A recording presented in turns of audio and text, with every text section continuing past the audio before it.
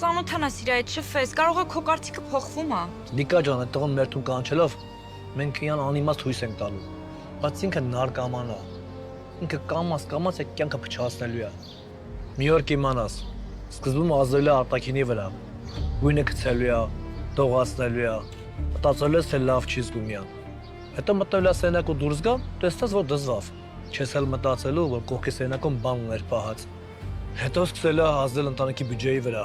Աշխատելու եք, բայց աշխատածը կորելու է։ Չես հասկանալու ոնց։ Հետո իմանալ ես, որ պարքեր ունեք։ Բայց ինքը չի բացատրելու, այդ պարքերը որտեղից ու ինչի համար է եղել։ Հետո սկսել է տնից արժեքավոր բաներ կորել։ Միջև որ հասկանաս, որ իրան կործանել է, հիմա էլ քեզ ու երեխեքին է կործանում։ Դա քո պատկերացած ամուսնությունը։ Այս ամեն ինչը ես չեմ հորինում, այս ամեն ինչը բոլոր նարկամանների ընտանիքները ապրում են։ Ու դու ուզում ես, որ ես թողեմ, որ դու այդ ամեն ինչի մեջով անցնես, Լիկա, հա? Լիկա, այս միշտ չի որ լինելու եմ։ Ես ուզում եմ վստահեմ քո կողքի տղամարդուն։